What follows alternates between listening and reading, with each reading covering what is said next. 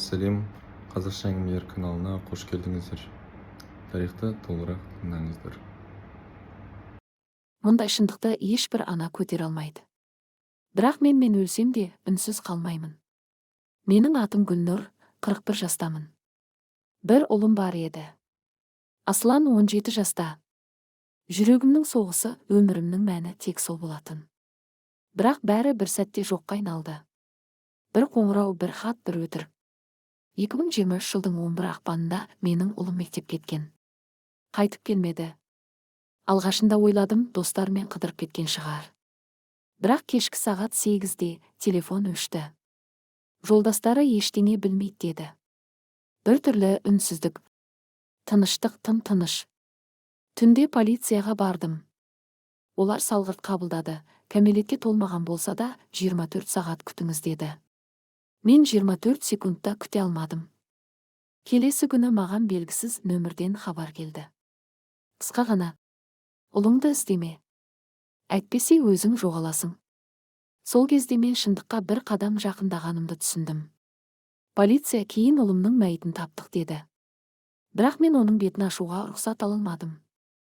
Мәйіттің киімі мен заттары ұлымдікі болғанымен жүрегім бір нәрсе дұрыс емес екенін сезді. Жерледім, бірақ жүрегім тыныштық таппады. Ұлымның бөлмесінде әрбір зат орнында. Телефонын қайта қостым, ішінен жойылып үлгермеген видео таптым. Видео соңғы рет таңертең түсірілген. Аслан мектепке бара жатқан. Бірақ артынан оны бір қара Мерседес көлігі аңдып тұрғаны көрініп тұр. Ешбір нөмірі жоқ. Түсініксіз. Сол сәттен бастап менің өз зерттеуім басталды. Кейін мен мектептің алдында тұрған бір бейнебақылау камерасын таптым. Ресми түрде ол жұмыс істемеген, бірақ маған дүкенші бір көшірмені берді. Онда менің ұлымның бір топ адамдармен күштеп көлікке отырғызылған сәті анық көрінеді. Неге маған өтірік айтты? Неге олар оны жерледі, ал ол тірі болуы мүмкін? Неге сол видеоны ешкім тергеуге қоспады? Неге мәйітті маған көрсетпеді? Неге полиция үндемейді? Неге мектептің директоры өз еркімен жұмысынан кетіп қалды? Неге мені үнсіз етуге тырысып жатыр? Бәріне жауап біреу ақ, олар біреуді жауып отыр. Ал мен оны ашуға дайынмын. Мен анамын. Ұлым тірі ме, өлі ме, мен бұл сұраққа өз көзімен жетпейінше ештеңе бітпейді. Бейнебақылау жазбасын көрген түн менің өмірімдегі ең суық түн болды. Ұлым бір топ адаммен көлікке күштеп отырғызылған. Олар беттерін жасырмаған. Ашық әрекет. Соншалықты сенімді. Неге? Өйткені оларды ешкім ұстамайды. Ертесі таңертең мен бейнежазбаны полицияға бардым. Жауап мынау болды. Монтаж сияқты. Сенгісіз ресми тергеуге қосуға болмайды. Мен олардың көзіне тік қарадым. Бұл монтаж емес. Бұл менің балам. Бұл ұрлау. Ал сіздер көмектеспесеңіздер, мен өзім іздеймін. Мен видеоны әлеуметтік желіге жүктедім. TikTokта миллион қаралым. Instagram мен Telegramда мыңдаған пікір. Бір күнде бірнеше әйел маған жазды. Гүлнұр ханым, менің де ұлым 2020 жылы дәл осылай жоғалған. Мен де полицияға жүгіндім, бірақ жерледік деді. Баламның бейітін ашқым келді, рұқсат бермеді. Мен сол күні бәрін түсіндім.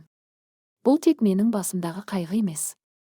Бұл жүйелі, қорқынышты ұйымдасқан бір құпияның шеті ғана. Сол сәтте мен қайтадан бейітке бардым. Асланның жатқан жеріне. Қолымда құжат, видео, дәлелдер. Заңгердің көмегімен эксгумацияға рұқсат алуға тырыстым. Күтпеген жағдай болды. Түнде үйіме біреу кірмек болған. Терезе сынды. Ештеңе ұрланбаған. Бірақ үстелдің үстінде бір ғана зат қалды. Ұлымның бала күнгі суреті. Оның көзі сызылып тасталған. Ешқандай полиция бұл іске мән бермеді. Тек бір жас тергеуші жасырын түрде маған көмектесе бастады. Ол айтты: сіз айтып жүрген адамдар бір үлкен топтың мүшелері. Олар жасөспірімдерді ізім-ғайым жоғалтып, кейін өтірік өлім рәсімін ұйымдастырады. Не үшін нақты білмеймін. Бірақ ол балалар тірі. Олар бір жерге кетіп жатыр. Қайда? Шымкент пен Алматының арасында бір нүкте бар. Құжатта жеке психологиялық оңалту орталығы деп жазылған. Бірақ іс жүзінде ол жерде не болып жатқаны белгісіз. Сол жаққа кіріп шығатын ешкім жоқ. Тек балалар. Мен шештім, сол жаққа барамын. Өмірімде алғаш рет өз балам үшін заңнан тыс әрекетке барамын. Себебі мен анамын. Ашынған, қайсар, еш нәрседен қорықпайтын ана. Күтпеген жағдай болды. Түнде үйіме біреу кірмек болған. Терезе сынды. Ештеңе ұрланбаған. Бірақ үстелдің үстінде бір ғана зат қалды. Ұлымның бала күнгі суреті. Оның көзі сызылып басталған. Ешқандай полиция бұл іске мән бермеді. Тек бір жас тергеуші жасырын түрде маған көмектесе бастады. Ол айтты: сіз айтып жүрген адамдар бір үлкен топтың мүшелері. Олар жасөспірімдерді ізім-ғайым жоғалтып, кейін өтірік өлім рәсімін ұйымдастырады. Не үшін нақты білмеймін. Бірақ ол балалар тірі. Олар бір жерге кетіп, мен жолға шықтым. Қарсы болмаған жалғыз адам сол жас тергеуші. Ол маған тек бір мекен-жай берді.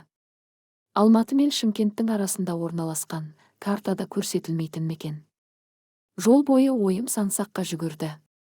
Қандай ана баласын құтқару үшін белгісіз жерге жалғыз аттанады. Бірақ мен басқа жол көрмедім. Себебі бұл менің балам. Қаным, тірлігім. Гипске енгізген координат жолдан бұрыла берісте тоқтады.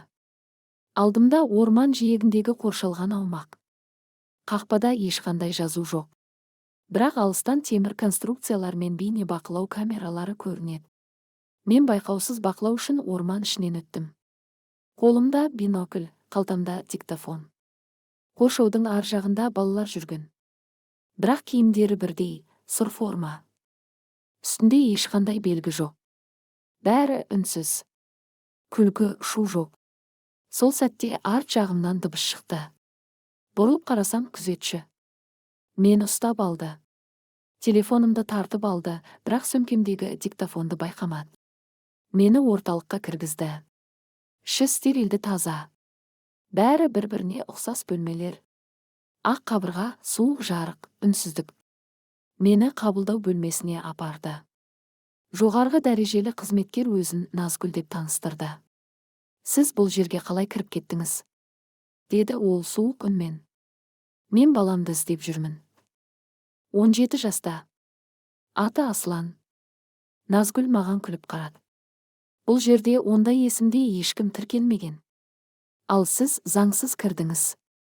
Сондықтан қазір шығасыз. Әйтпесе полиция шақыр. Сол кезде менің көзім қабырғада ілулі тұрған суретке түсті. Ол жерде балалардың суреті бар еді. Алдыңғы қатарда менің ұлым. Көзімнің қиығымен көрдім. Бірақ суретке жақындағанымда Назгүл оны алды да, бұл ескі сурет, сіз адасып отырсыз, деді. Мені күштеп шығарды. Бірақ мен диктофонды қосулы қалпында қалдырдым. Машинаға отырып Алматыға қайттым.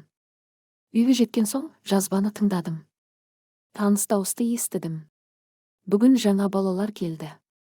Арасында біреуі қашуға әрекет жасады. Нәтижесінде 5 күнге камераға жабылды.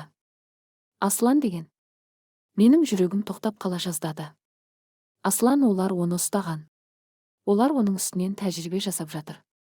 Мен енді нақты білдім, бұл ойын емес. Бұл жүйелі түрде ұйымдастырылған азаптау. Ендігі қадам сол жерден дәлелдермен бірге ұлымды алып шығу. Ал ол үшін мен бәріне дайын болуым керек. Мен үйге келгесін бірақ нәрсе белгілі болды. Менің ендігі өмірімнің жалғыз мақсаты бар. Полиция көмектеспейді. Жүйе үндемейді. Ендеше мен өзім бастаймын. Алдымен мен журналист Айбармен байланысқа шықтым. Ол YouTube-та жабық тақырыптарды зерттейтін канал жүргізеді. Мен оған видео жазбамды, диктофондағы дыбысты және мекен-жайды бердім. Ол бірден қызығушылық танытты. Бірақ бір шарт қойды.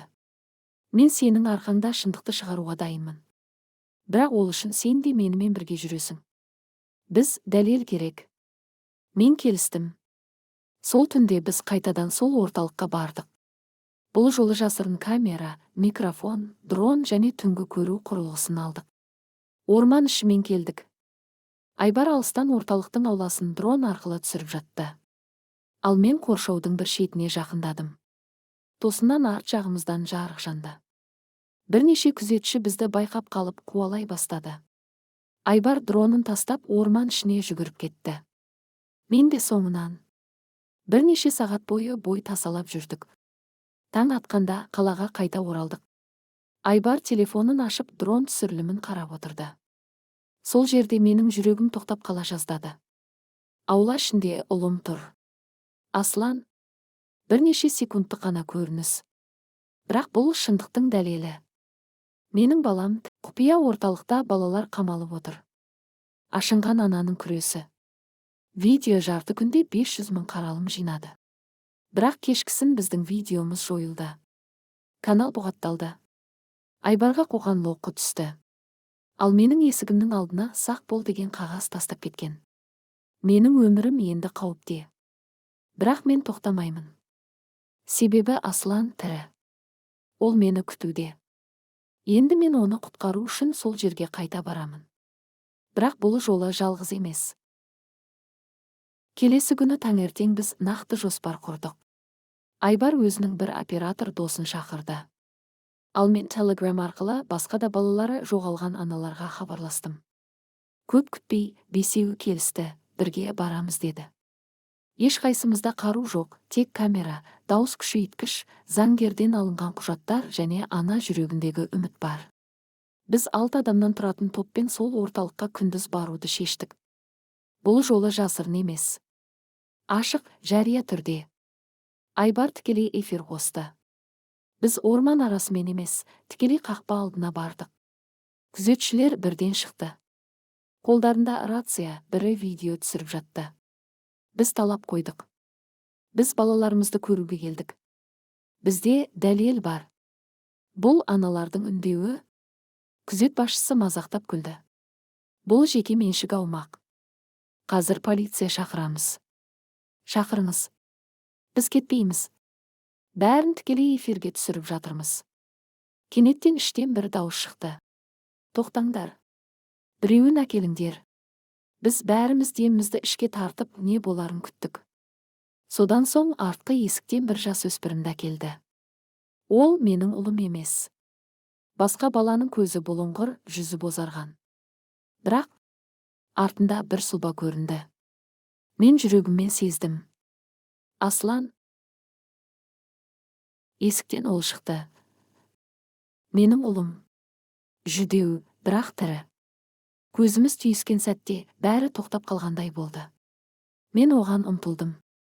Бірақ күзетшілер жолымды кесті. Сол сәтте айғай басталды. Тікелей эфирге мыңдаған көрермен қосылды. Комментарийлер ағылды. Бірнеше минут ішінде әлеуметтік желілерде бұл видео вирус сияқты тарады. Журналистер, құқық қорғаушылар, қоғам белсенділері жинала бастады. Полиция келді. Бірақ бұл жолы олар бізді емес, орталықтың ішін тексеруге кірісті. Себебі қоғамның көз алдында енді бәрін жасыра алмайды. Аслан менімен бірге шықты. Оны құшақтаған сәтімді ешқашан ұмытпаймын. Жылап тұрып тек бір сөз айттым. Мен саған сендім. Және келдім. Ол мен де сені күттім, мама. Басқа балалар да біртіндеп шығарылды. Көпшілігі сөйлемейді. Үнсіз, бірақ көздерінде өмір оты қайта жанған. Бұл жеңіс пе? Иә, бірақ соңы емес. Әлі көп сұрақ, көп кінәлі, көп үнсіздік бар. Оқиға қоғамдық резонанс тудырды. Келесі күні барлық жаңалықтарда ашынған ананың күресі, жабық мекемеден балалар босатылды деген тақырыптар жүріп жатты. Бірақ мен бақыт сезінбедім. Жеңіс емес, ауыр тыныштық орнады. Аслан үйде. Бірақ ол бұрынғы бала емес. Көп сөйлемейді. Көзімен ұзақ қарап тұрады. Қорқады, ұйқысы тыныш емес. Бір күні түнде ол айқайлап оянып кетті. Жанымды алып кетеді. Камераға қайтқым келмейді. Ол шынымен де қамауда болған. Физикалық емес, психологиялық азапта. Басқа аналар да балаларын алды. Бірақ көп бала табылмады. Кейбіреулер мүлде тізімде жоқ болып шықты. Бұл орталықтың артында кім тұрғаны анықталмады. Тергеу басталғанымен көп құжат жоғалып кеткен. Назгүл із-түссіз жоғалды. Айбардың каналы қайта ашылмады. Бірақ ол мен туралы деректі фильм жасап жатыр. Мен сұхбат бердім. Соңында бірақ сөз айттым. Құрметті аналар, егер сіздің жүрегіңіз сезсе, тыңдаңыз. Егер балаларыңыз туралы олар өлді десе, бірақ сіз сенбесеңіз, зерттеңіз. Үнсіз қалмаңыз. Мен секілді алыңыз, күресіңіз, айқайлаңыз. Себебі ананың жүрегі шындықты біледі. Менің атым Гүлнұр, мен анамын. Ұлым үшін отқа да, сотқа да дайын болдым. Себебі мен анамын. Ал ананың үні ешқашан өшпеуі керек.